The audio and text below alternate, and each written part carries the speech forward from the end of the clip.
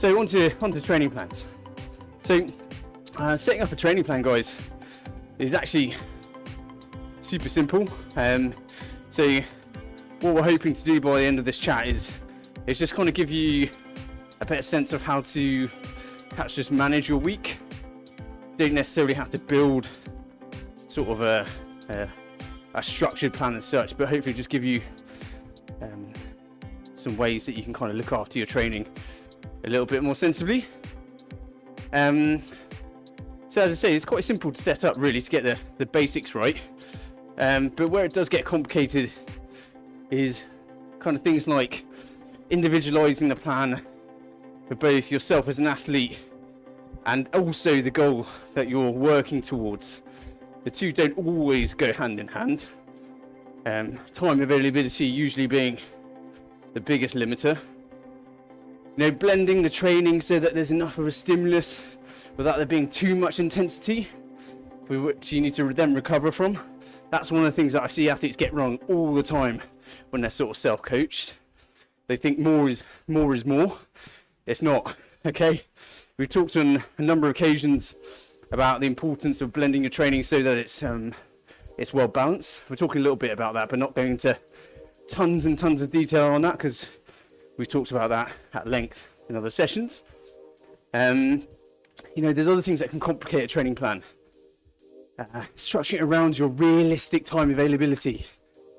Okay, so I think whenever you're putting together a training plan, that's the place to start. You literally get a chart and work out what you do over the course of the week and work out actually how much time you do have available to train. And then once you've done that, you have to then apportion a certain amount for living. Okay, so making sure that you leave a certain amount of time to kind of spend time with your family or not, depending whether you like them or not. You know, make them work for your affection a little bit, but also, you know, just doing things that you find enjoyable outside of training. Whatever that could possibly be, I don't know. But you have to be super realistic in the amount of time you have available. Okay, so make sure that you're perhaps quite conservative with that, and that should be the first thing you do before kind of putting together your training plan. Yeah, how to blend the training so that you address the areas that you want to improve on, but without suffering in the other areas that perhaps you're already quite good at. How to prepare for a specific event.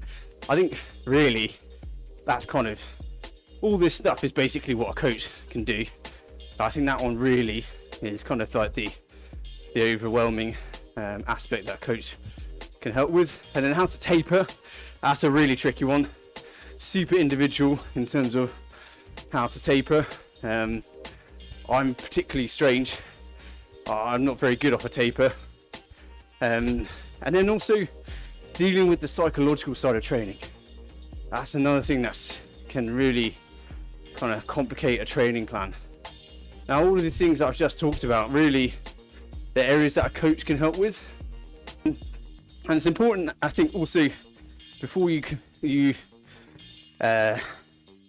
advance on any form of training plan, whether it's with a coach or not, is you just kind of assess where it all sits in the hierarchy of your priorities. So, you know, other priorities being, you know, your family, work, social life, you know, sinking 8 points every Saturday night, whatever.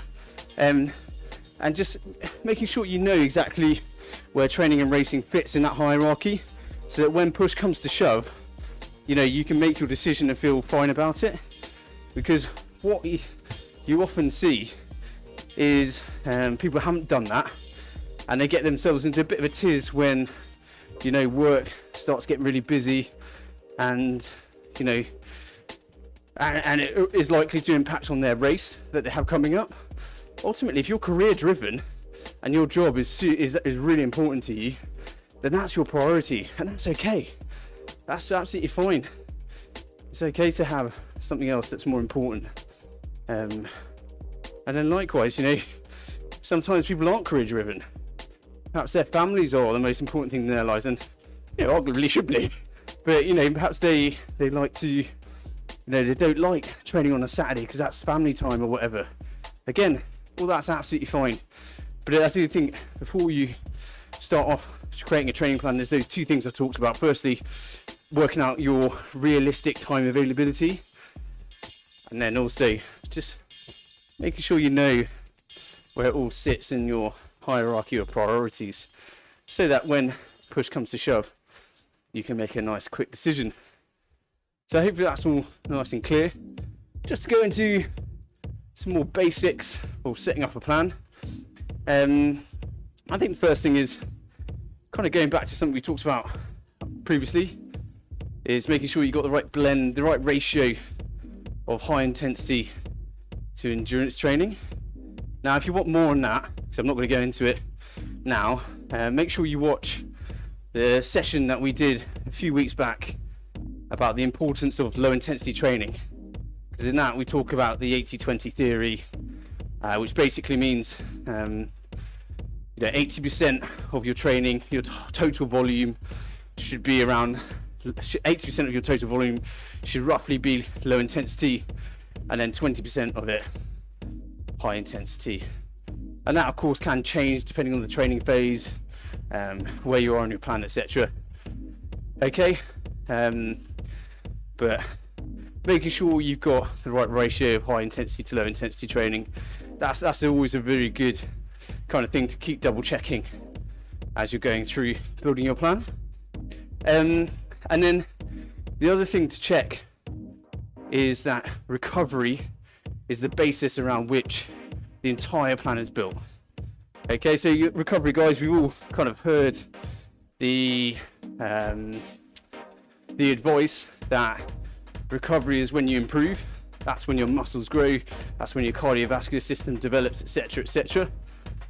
Okay, but if you haven't got enough recovery built into your plan, that stuff can't happen. Okay, that stuff is going to be muted. You've got to allow yourself time to grow as an athlete and as a person, physically. All right, so I'll just spend a bit of time now talking about how we approach that. And it's important to say that our approach isn't the only approach, nor would we ever suggest it was. But the way we don't approach it is the traditional model of 3 to 4 weeks of loading, or sort of increasing volume and intensity, followed by 1 week of unloading or a rest week. We don't do it like that. As far as we can tell, can't really see any scientific underpinning for that approach. It seems to just be something that's born out tradition, something that's just kind of always been done. Well, actually, I know where it comes from, but I just can't mention where, because I don't want to be accused of slagging them off, because that's not what I'm trying to do. But yeah, we don't follow that traditional approach. In our view, recovery shouldn't be set in such an arbitrary way, because ultimately you need recovery when you need it. It's that simple. And so our approach really is to work in sort of 3 to 4 day cycles. So some form of recovery every 3 to 4 days, and that's quite flexible. So sometimes it's 3, sometimes it's 4, sometimes you'll go 5 days, but it really comes down to the training phase, etc. And if you go beyond that, you have to accept that you have to kind of play catch up with the recovery. Okay, so the idea there really is to chip away at your fatigue so that hopefully you don't really need kind of full rest weeks. You'll need some weeks where you have a lower load to freshen up a bit and have a bit more of a mental break. But ultimately, what we're trying to achieve is that you don't forget what it feels like to feel fresh, because that's an easy kind of sensation to lose. And I think sometimes it's only when you have like a injury or a holiday or something, you're like, oh, maybe I was a little bit overly fatigued, and suddenly I feel amazing again. You don't want to forget that feeling. Okay, and that's kind of why we structure everything around regular recovery. So once you have that structure, once you have that 80-20 blend, and then also kind of you've planned out your recovery, only then would we suggest you start putting in sessions. And only then can you start to build what's called your macro plan, your overarching plan, your season plan, if you will. It would be remiss of me to talk about training sessions all along and then not talk about what we have to offer. So our main offering is what we call our squad membership, and this is our fully supervised program with ongoing coach communication and support. Not that you necessarily want to hear from me any more than you already are. We do have other coaches. I can offer that. This is for athletes really who want to learn, and we put a big emphasis on developing them over the long term rather than for just a one-off event. So our squad membership isn't really for people that are just building towards an Ironman and then that's it, they're done. It's more for people that want to evolve over time.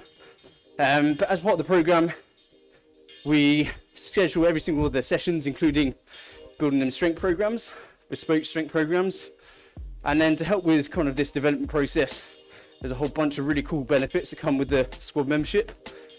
So for instance, we've got exclusive online squad strength workshops, and they also have a Wednesday morning turbo session, much like this, but focus on what they need. We do dynamic screenings, which is to assess their strength, mobility and muscular balance, so then we can build them tailored strength programs. We also do full spectrum performance testing with them, bike testing that is, so it's a step up from your bog standard FTP test, and it's even more horrible. For our triathletes, we have video swim assessments where we film their swim stroke and then kind of give them tailored drills, etc., and a report alongside their kind of marked up footage. We also have just added another really cool benefit, which is exclusive nutritional seminars from our training partners, Total Endurance Nutrition. You'll see their advert going above my head soon.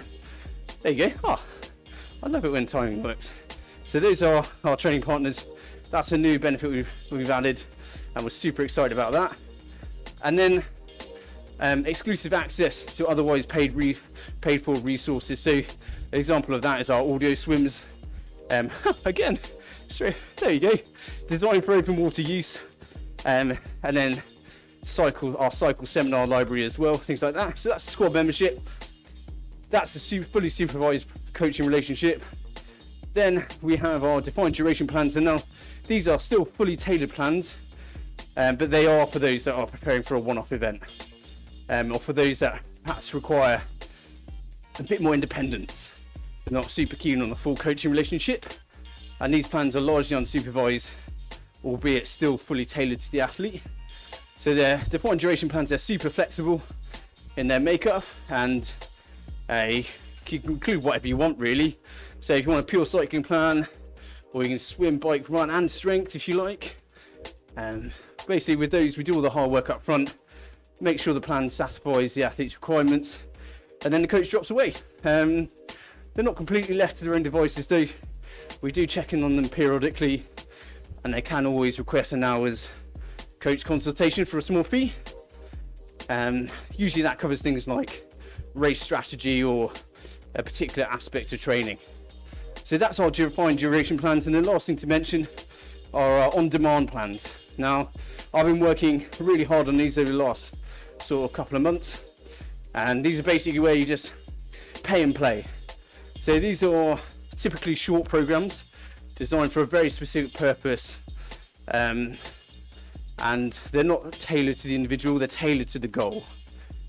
So they're designed to basically bridge the gap between you and your short-term goals, or to demonstrate something about your current fitness levels or your current characteristics as an athlete. So an example of that, the obvious one is our 12-week e-racing plans. We've got Couch to 5K plans, 12-week FTP builder plans, which might be of interest to those guys on tonight. And then we've got other things like swim technique developer plans as well. So that's us in a nutshell, guys.